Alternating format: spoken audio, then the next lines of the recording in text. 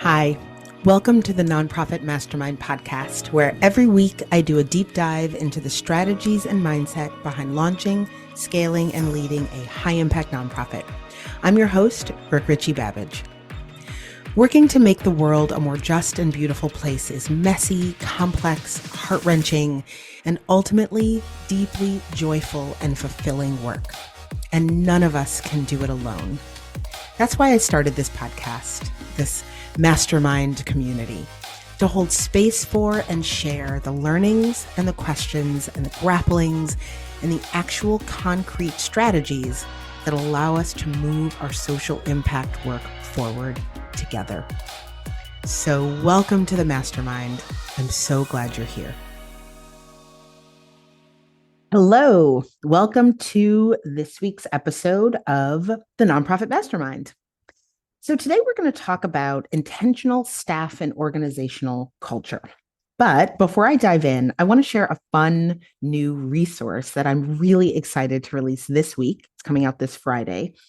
I have a podcast mini-series on how to fund your strategic vision, how to get really clear about what your vision is, or talk about it in a way that is compelling and powerful to the right people, and how to then get it fully funded. And I'm doing this fun mini-series with my business bestie, Ria Wong. She's the founder of the Fundraising Accelerator and author of an incredible book. If you have not gotten it, I highly recommend. Get That Money, Honey, the no bullshit guide to raising more money for your nonprofit. So every Friday for the next 3 weeks, you can tune in to listen to me and Ria. We've done a couple of podcasts together in the past, and we do some training programs together and webinars, and have known each other actually for close to 20 years. We were baby executive directors together and not so baby executive directors together, and have been on this sort of coaching and supporting nonprofit leaders journey together for a number of years. And we bring our sort of respective superpowers together.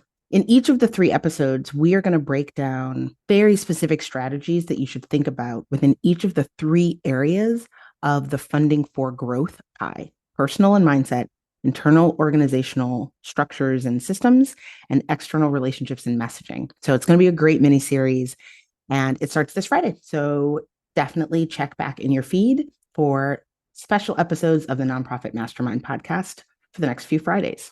Okay. So today we are going to talk about culture, staff and organizational culture, and how to create sort of a culture code, an intentional culture for your organization. Now, I've talked about various aspects of staffing and HR on this podcast before. The nuts and bolts of what I call your personnel pathway are super important. The structures, the policies, and the practices around things like hiring and onboarding and supporting the growth and development of your team. That's all really important. And what animates your strategies and your systems and your processes, and what helps make everything actually work, is the culture of your organization. So I wanted to start with an actual dictionary definition of culture, because it's one of those words that everybody uses and most people use differently from one another. So the Merriam-Webster dictionary defines culture as the set of shared attitudes, values, goals, and practices that characterizes an institution or organization. So we can start there as a sort of technical definition of culture. Now, in layman's terms, these are the shared values and norms that people on your team agree to live by. That's how I am talking about and defining culture. Every organization has a culture. That's a really, really important point. Every organization has a culture. You can be intentional and define your culture, or it can be implied and develop on its own. Just like every person has a reputation or every organization has a brand, the question is, are you shaping it, or are you letting it grow on its own and shape itself? So when we talk about implied or organic culture, your culture can be implied through the vision that you articulate for where you're going, through your mission statement, value statements that you put out into the world or even discuss internally. Even if these things are not consistently defined on paper, the language that you use to describe what you're doing, how you're doing it, and why lends itself to an understanding or signaling of your culture. Your culture can also develop organically over time through things like the cumulative traits of the people that you hire, the behaviors that the organization sort of invites and on the other end tolerates. Like, these are all things that add to these shared values and norms that the people on your team agree to live by. And what I'm basically saying here is the shared values and norms themselves can be named and shaped and articulated intentionally, or they can just be there, right? They can be values that are demonstrated by how people treat one another. They can be norms that are demonstrated by how people show up at work in the organization and vis-a-vis one another.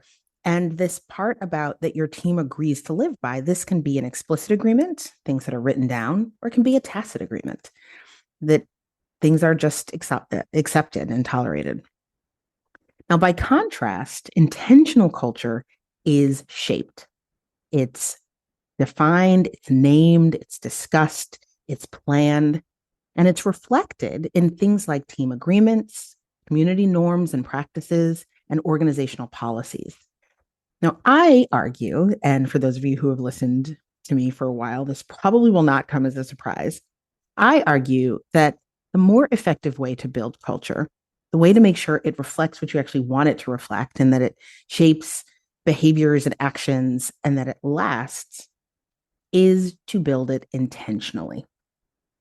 That saying, culture eats strategy for breakfast, I heard that a few years ago, and I love it. In particular, because I'm a huge strategy person, right? I love strategy. It's my superpower, sort of bringing order to chaos, seeing the strategic through lines and things. And yet, strategies don't work, or more importantly, they don't work the way we want or think they will work without the right culture. And I have seen that time and time again, both in positive ways and in ways where the culture is not working. Your culture is the air that your organization breathes or the water that you all swim in. It can maintain or it can undermine the stability of the strategies and structures that you set up. The culture of your organization will shape the ability of your team to constructively disagree with one another, for example, right? When we talk about things like mastery and whether there is space in an organization to try things and to fail forward, your culture influences all of that, whether the best ideas are being put forward by people on your team, whether people feel safe to try things and fail. Your culture also shapes how your staff and even your board, because we're talking about organization-wide culture, how the people that represent your organization show up in public spaces, how they treat one another. Do they gossip? Do they compare themselves to one another? These are all offsprings of culture. All of this is to say that investment in building your organizational culture has to go hand in hand with investment in the right strategies. So what I want to do today is walk through the elements of a strong team and organizational culture.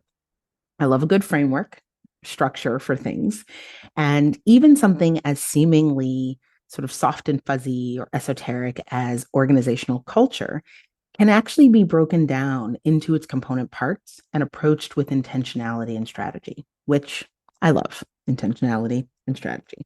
So important as you grow an organization. So, what are the elements of a strong team and organizational culture? There are four. There are four pillars to think about when shaping your organizational culture: shared purpose, core values, team agreements, and organizational policies. And I'm going to walk through each of these, what they are, how to think about them in your organization. So the first one that I want to highlight is shared purpose. This is why are we all here? Now, in practice, this means having a shared understanding of your organization's mission and vision, as well as the most current strategic plan. Anyone on your team is there for a reason, anyone and everyone, right? They have a personal reason that they're there. That's their why, and you want to make sure that those are aligned with one another. They do not have to be the same. Most often, they will not be the same across people on your team. But having people know one another's why. Why are you sitting across this table from me? Why are you putting your blood, sweat, and tears into this? Helps build a special kind of trust. We're all in this together. That is what we call trust for action. And it's really, really central, right? It helps build this sense of shared purpose. So that's the personal why. More broadly, is this organizational why, making sure that everyone on your team, and this can seem basic, but it's actually not, understands the mission, not just knows the mission statement, but what does it mean to be successful in doing the work that we're doing? What is our vision for impact? What is this cathedral that we're building? Right? I'm putting my blood, sweat, and tears into this work. I'm laying bricks every day. And to what end? What am I part of? So making sure that there is a common and shared understanding of a shared purpose. Everything from, can they state the mission statement? Do they understand what's in the strategic plan? Do they buy into what's in the strategic plan? Down to, are you having regular conversations in your organization about shared purpose, about where and how people see themselves showing up in your shared purpose? So the second is agreed upon values, core organizational values. So again, I want to start with some definitions. When we think about core, we think center, foundation, right? Focal points of a thing. Values are principles, morals, standards, ethics, ideals, right?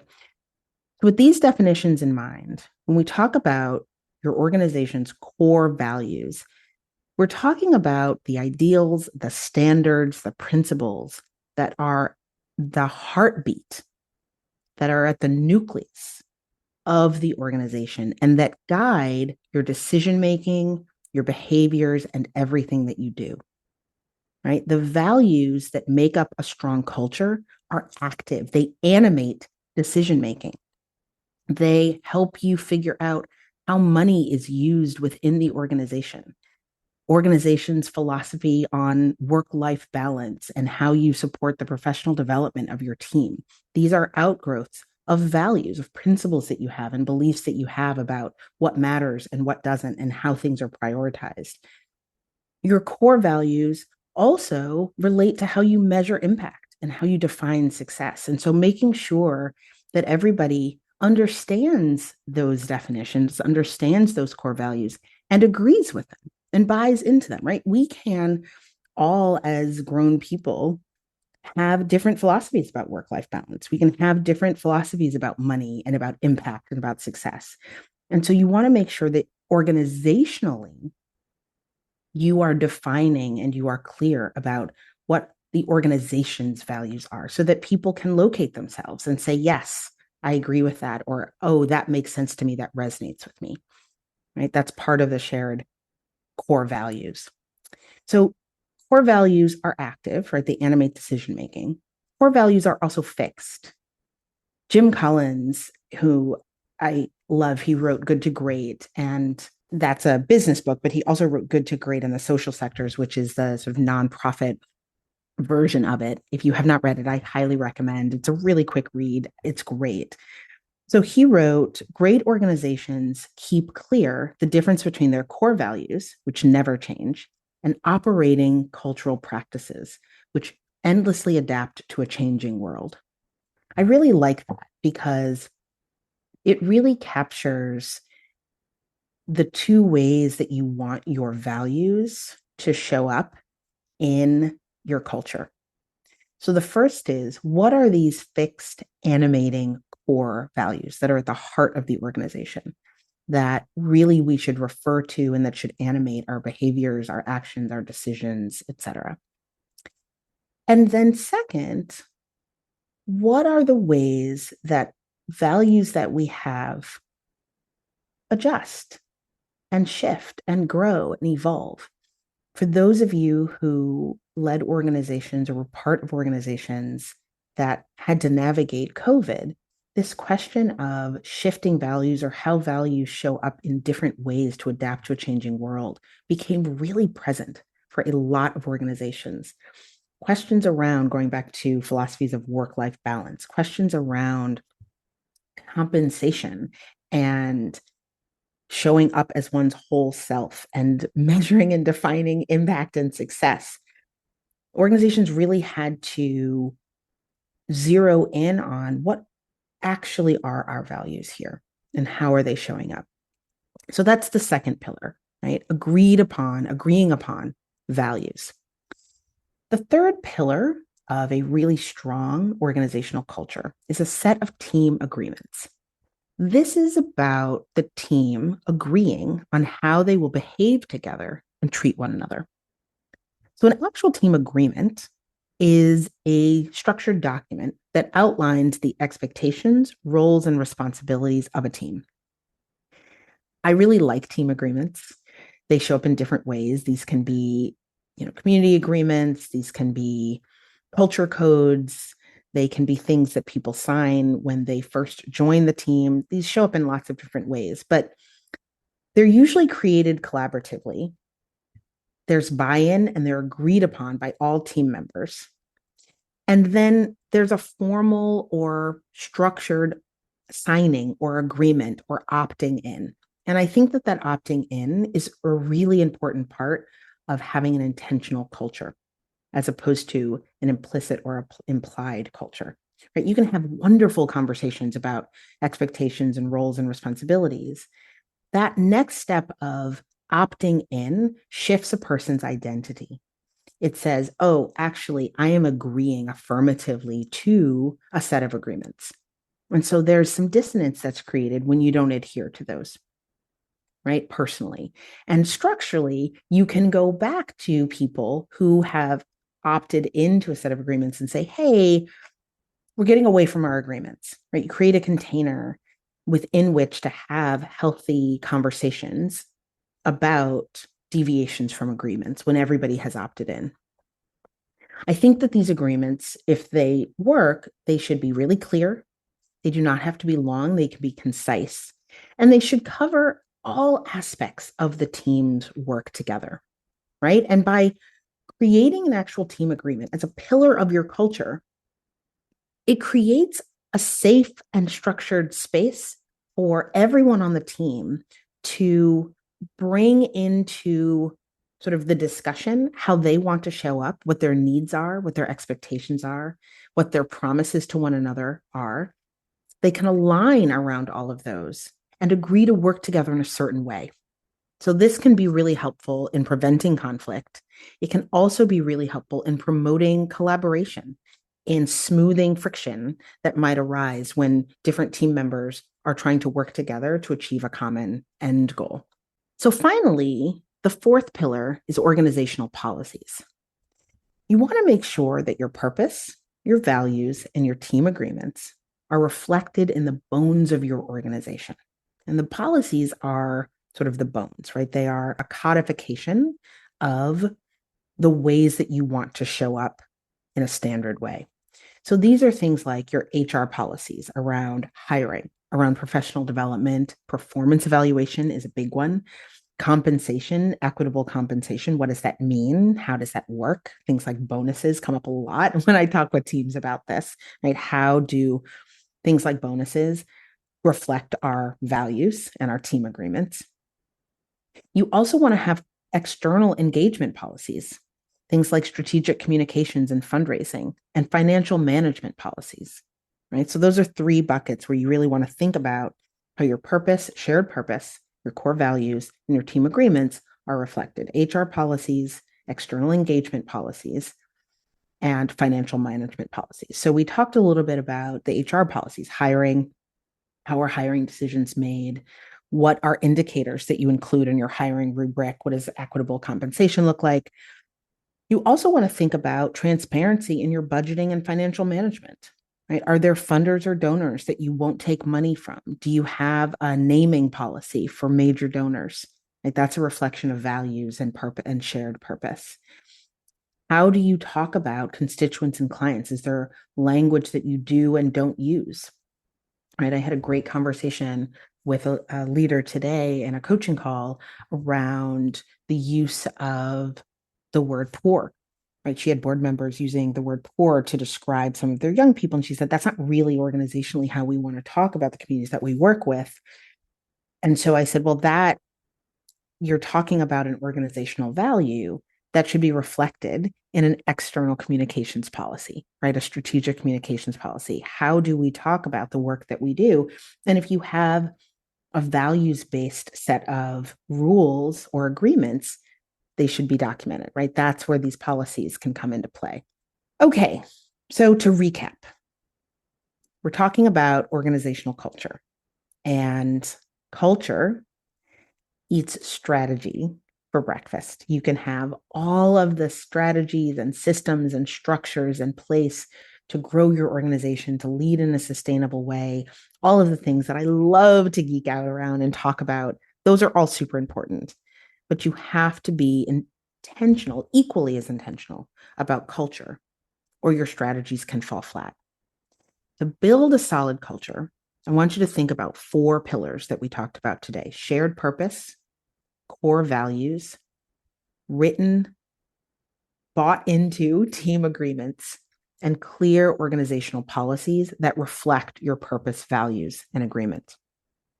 All of these both build on and feed into one another, and together they create a really solid container in which a healthy culture can thrive. So I hope that framework was helpful for you. And like I said, tune in this Friday for the first of our 3-part mini series on funding your strategic vision. Me and Ria will be there. Have a great week, and I'll see you back here next week for more Mastermind. Thank you for joining me for this week's episode of the Nonprofit Mastermind podcast. If you liked this podcast, I would also love for you to subscribe on Apple, Spotify, or wherever you listen to your podcasts. And if you think that what we talk about here could benefit another leader in your life, please share with your friends. Finally, if you'd like more leadership in your life, you can sign up for my weekly 5-minute read Leadership Forward 321 newsletter. I send articles, resources, and inspiration every week curated around a leadership theme to help you lead your nonprofit better. You can sign up at richiebabbage.com/Leadership Forward 321. That's it for this week. Thank you for joining me, and I'll see you back here next week for more Mastermind.